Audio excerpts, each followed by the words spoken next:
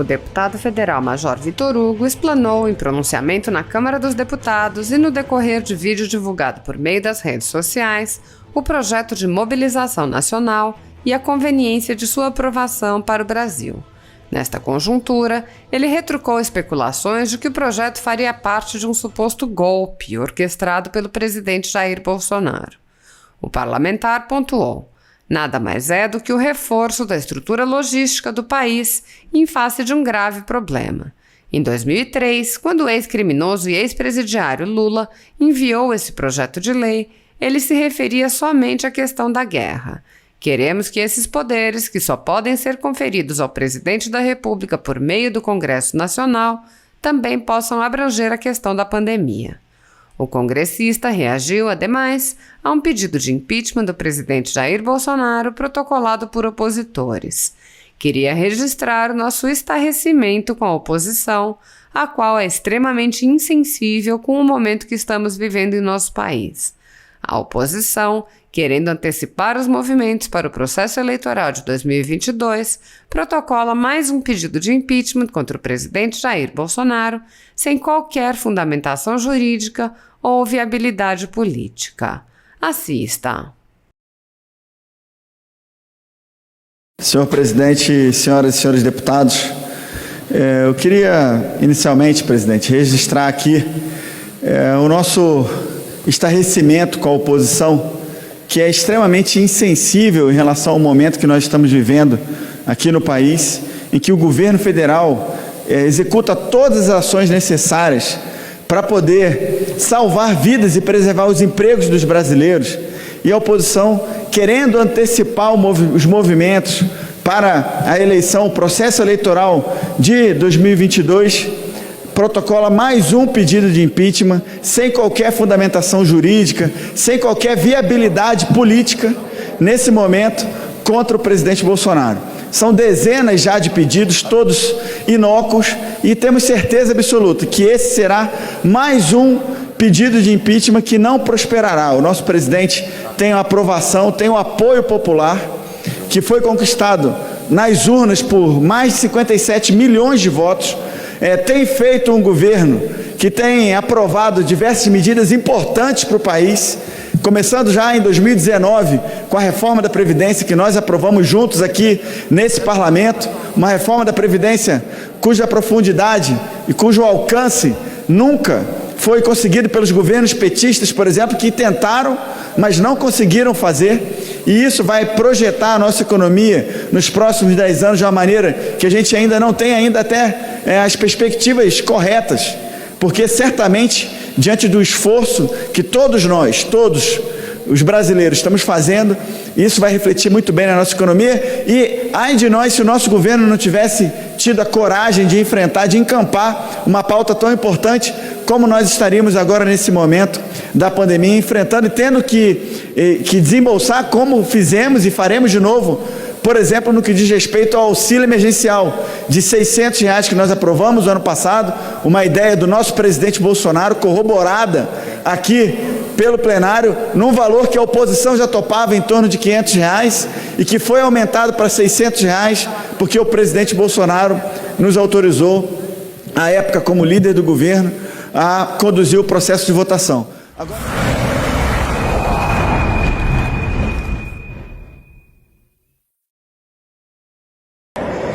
Um dos projetos de lei que nós defendemos hoje para a entrada na pauta dessa semana no Colégio de Líderes foi o projeto de lei 1074 de 2021, que trata da mobilização nacional. Na verdade, é um projeto de lei que modifica uma lei já existente, a 11.631 de 2007, que teve origem num projeto de lei do Executivo. Na época era o ex-presidente Lula, que em 2003 enviou esse projeto para regulamentar artigos da Constituição que tratam da mobilização nacional, que nada mais é do que o reforço da estrutura logística do país em face de um grave problema. Lá em 2003, quando o ex-criminoso e ex-presidiário Lula enviou esse projeto de lei, ele se referia somente à questão da guerra. mas nós queremos que esses poderes, que só podem ser conferidos ao presidente da República, se autorizados pelo Congresso Nacional, que essa lei possa se voltar também para um esforço concentrado em face da pandemia. Então, algo inclusive menos gravoso para os direitos fundamentais do que a decretação, por exemplo, das emergências constitucionais, como o estado de defesa, o estado de sítio ou mesmo a intervenção federal. Então, nesse sentido que nós defendemos esse projeto, houve uma grande confusão em torno do seu teor e basta ler então a Lei 11.631 e compará-la com o nosso projeto, que ficará muito evidente de que não houve qualquer tentativa de realização de golpe, até porque não existe golpe que seja avalizado pelo Congresso Nacional. Eu queria também, presidente, aproveitar esse momento para falar um pouco sobre o projeto de lei 1074 de 2021, que foi abordado em outras manifestações aqui de deputados que me precederam, e para fazer algumas lembranças sobre, por exemplo, previsões constitucionais que tratam da mobilização nacional. Estou falando inicialmente do artigo 22, parágrafo 28 da Constituição Federal, que diz que compete privativamente à União legislar sobre, dentre outros assuntos, a mobilização nacional. Da mesma forma, no artigo 84, inciso 19 da Constituição, existe a previsão de que compete privativamente ao presidente da República decretar total ou parcialmente a mobilização nacional. Nesse sentido, o projeto de lei que eu apresentei e que defendi na reunião do Colégio de Líderes hoje, não inova no ordenamento jurídico no sentido de causar qualquer dano a nenhum direito individual ou garantia constitucional, e não representa, como algum deputado defendeu e foi publicado, inclusive, em sites pelo Brasil na manhã de hoje, que seria um golpe sanitário, já que não há golpe que seja feito, que seja avalizado pelo Congresso Nacional. E a Lei 11.631, que está em vigor, é uma lei de 2007, cujo projeto de lei de origem é um projeto de lei de 2003, portanto, um projeto de lei do ex-presidente Lula. Ele foi aprovado em 2007 e estabeleceu esse Sistema Nacional de Mobilização Nacional, que nada mais é do que o reforço à estrutura logística do país em face, ou para se confrontar a um problema grave enfrentado pelo país. No caso daquele projeto, talvez limitado por um governo que só fez coisas erradas para o país, né, o ex-presidente, que agora é ex-criminoso, ex-presidiário, ele fez um projeto de lei que só se voltava contra a guerra, como se a guerra fosse o único problema de grandes proporções que um país poderia enfrentar. E, na verdade, nós sabemos que existem outros problemas que podem requerer uma mobilização nacional para que a gente possa se contrapor e reforçar, de novo, a logística nacional. E foi nesse sentido que o nosso projeto 1074 de 21, ele cria mais uma hipótese de decretação da mobilização nacional, que só será decretada por autorização do Congresso Nacional por provocação do presidente da República. Então, deputado Darcy de Matos, na verdade, sempre haverá o controle do parlamento para que medidas como essas pudessem ser decretadas. E é preciso reforçar que a mobilização nacional só seria decretada, de novo, por solicitação do presidente da República e com aval do Congresso Nacional, se, num caso, inclusive, em que houvesse espaço para que outras medidas mais gravosas não pudessem ser decretadas. Estou falando do estado de sítio, do estado de defesa e da intervenção federal, que são previsões constitucionais, onde a própria Carta Magna prevê restrições a direitos e garantias individuais. Então, a eventual decretação da mobilização nacional seria, na verdade, uma forma de mobilizar esforços para que nós pudéssemos nos contrapor a algo de grandes proporções que prejudicasse, como prejudica, na verdade, a pandemia, sem que direitos e garantias individuais pudessem ser ameaçadas. Então, não é um golpe em curso, não tem a intenção de questionar a autoridade dos policiais militares em torno dos seus respectivos governadores. O único objetivo é reforçar a logística nacional. E as previsões dessa lei, que, repito, foi uma lei que teve na sua origem um projeto de lei de origem do Executivo, quando o ex-presidente Lula estava à frente do Executivo Federal. Essa lei permite apenas que sejam reorientados, por exemplo, os meios de produção, de comercialização, distribuição e consumo de bens e produtos e serviços no país, intervenção nos fatores de produção públicos e privados, requisição e ocupação de bens e serviços e outros. Nesse sentido, presidente, a gente pode imaginar a seguinte situação: se começasse a faltar no país e também no mercado internacional cilindros de oxigênio ou kits intubação, ou qualquer outro produto que fosse necessário e útil para que nós salvássemos vidas no Brasil. O governo certamente buscaria adquirir isso no exterior, e caso não fosse possível, o presidente poderia pedir autorização para o Congresso Nacional, como hoje já pode no caso de guerra, para que, caso o Congresso Nacional entendesse necessário e suficiente, fosse decretada a mobilização nacional e alguns meios de produção pudessem ser voltados, por exemplo, para produzir exatamente aquilo que está faltando ou que estaria faltando para salvar vidas em nosso país. Então não existe qualquer intenção de nossa parte para aviltar qualquer previsão constitucional no sentido das garantias e das liberdades individuais. Pelo contrário, reforçar, modificar essa lei para incluir também a previsão de decretação de mobilização nacional em casos de pandemia, é, na verdade, criar um instrumento jurídico que antecede a necessidade de decretação, de novo, de estado de defesa, estado de sítio ou de intervenção federal. Não...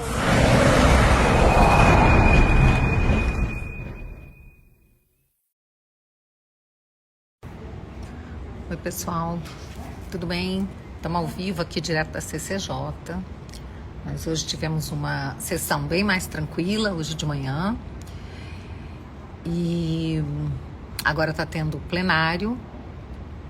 E eu suspendi a sessão da manhã, exatamente porque começou a ordem do dia. Estou esperando acabar a ordem do dia para a gente voltar aqui para a comissão, que nós hoje estamos examinando um projeto que é muito interessante, que ele permite a abertura de crédito, né, desburocratizando esse crédito para pessoas que estão com necessidade durante esse período de pandemia. Obrigada, Daniela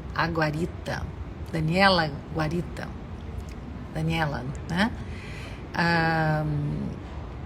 E então estou aguardando. Nós estamos essa semana e a outra totalmente dedicados a temas que sejam relacionados à pandemia. Então nós estamos aprovando diversas leis.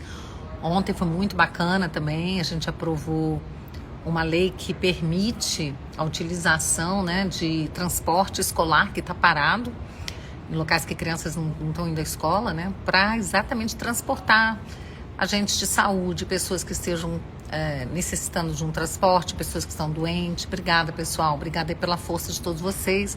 Aí algumas pessoas falaram, mas precisa de lei para isso. Precisa, sabe por quê? Porque a administração pública só pode fazer o que está previsto em lei. Diferentemente de nós, que podemos fazer tudo que a lei não proíbe, né? Isso aí é o que diz, né, a regra, né? Tudo que a lei não proíbe, ou seja, o que não está no Código Penal, que é previsto como crime ou em outras leis de infração, o que não é proibido é permitido. Mas, quando se trata da administração pública, é exatamente o contrário. Tudo que não é autorizado é vedado. Então, é por isso que estados, municípios, para poderem utilizar, né, transporte escolar, para transporte de agentes de saúde, de pessoas doentes que estejam precisando de transporte, isso tem que estar previsto em lei. É isso aí, pessoal. Tô lendo aqui as mensagens de vocês. Hoje, depois da sessão, eu fiquei também preparando a pauta e distribuindo as relatorias. Então, tive a oportunidade de ver todos os projetos que nós temos aqui na CCJ sobre Covid, separar aqueles que são importantes. Tem muitos, assim, que são, às vezes, eles não são plausíveis, né? Então, separei aqueles que a gente considerou mais importantes, principalmente também com os pedidos dos deputados, né, que pediram para relatar, e fizemos uma distribuição. Então, eu creio que a gente vai ter aí uma pauta bem bacana para a próxima semana também, tá? E hoje estou esperando só acabar o plenário para a gente aprovar esse outro projeto aqui, tá? CJT Félix, ok, tô firme. Valéria, meu sonho é ter 10 bias no Congresso. Eu ia adorar. Eu ia adorar ter uns clones aqui pra gente poder trabalhar junto. Mas é isso, então, ó, deixa eu mostrar pra vocês aqui a CCJ. É o plenário da CCJ. Deixa eu mostrar. Deixa eu virar a câmerazinha pra lá pra vocês poderem ver. Deixa eu ver, ó. Tá vendo? Agora tá vazio. Olha essa calma, essa paz, essa tranquilidade, esse silêncio. Isso é porque não tem ninguém aqui, né? Quando será discutida a PEC da Bengala? Leandro perguntando. Assim que a gente tiver condições de pautá-la, tá? Por enquanto é prematuro. Vocês estão vendo aí o que eu tô tendo que enfrentar. Se eu chego com uma PEC dessa aqui agora, meu irmão, né? Então, realmente vai ser problemático. Então, a gente precisa atravessar esse momento primeiro, botar projetos de interesses aí de todo mundo, como esse agora da pandemia. Zoe, tudo bem? Eu estava assistindo no seu Insta, você falando aí sobre o Ditadória. Muito bem colocado. Então, Jorge Aires, obrigada aí pela mensagem. É isso, pessoal. Evandro Araújo, daqui a pouco chega aí, tá ok? Tá ok, tá ok. Amanhã eu estarei aqui, vou gravar um vídeo também sobre a questão do voto impresso, que isso é uma campanha que a gente tem que tocar. Doutor Herbert, obrigada. Aí tem um hater aqui. Tem um hater por aqui agora, não tem problema não. Enfim, pessoal, é isso, tá? Nós estamos trabalhando. Opa, doutor Herbert disse que é do Maranhão, que estamos juntos para comer uma galinha caipira. Ok.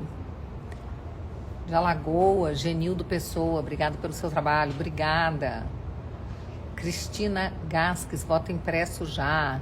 Inácio de Pádua, e o voto auditável? Nós vamos trabalhar tudo isso, gente. O voto impresso ou auditável já passou pela CCJ, eu consegui aprovar aqui, e nós vamos montar uma comissão, especial.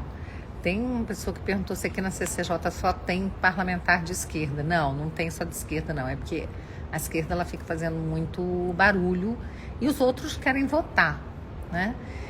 Então, tem uma máxima que diz o seguinte: quem é do governo, vota. Quem é da oposição, discursa. E é assim, né? Nós somos governo, graças a Deus, né? Se um dia a gente for oposição, a gente que vai ter que obstruir, né? Obstruir as pautas de um governo que tenha pautas que a gente considere ruins para o Brasil. De Criciúma, Santa Catarina, Ivo, um abraço para você também. Elza Ellen, continue essa mulher honesta. Obrigada. Gonçalves, sou do DF, não tinha deputada federal. Agora meu voto é seu. Obrigada, Gonçalves. Sérgio Sampa, eita mulher empoderada. Isso aí, pessoal. É muito legal falar com vocês. Deixa eu mostrar uma coisa para vocês aqui interessante, para vocês conhecerem. Vocês estão vendo essa luzinha piscando aqui, ó? Estão vendo aqui, ó? Tá vendo? Tá escrito aí, ó. Ordem do dia. Isso é porque tá tendo sessão lá no plenário. Tá tendo sessão no plenário. Então tá tendo a ordem do dia. Então, em razão da ordem do dia, a sessão aqui, né, todas as comissões ficam suspensas, tá? Todas as comissões ficam suspensas, ou são interrompidas, né, e encerra, ou suspensas. Hoje eu suspendi para que a gente possa ainda, né, ter a chance de votar, terminar de votar esse projeto. Como amanhã não tem sessão aqui, que é quinta-feira santa, nós vamos ter que, se não votarmos hoje, vai ficar para amanhã, para terça-feira. Nominal. Pessoal, vou ter que votar aqui, tá bom? Então, um abração para vocês, fiquem com Deus. Mais tarde a gente fala de novo. Obrigada pela força, pessoal. Bye, bye.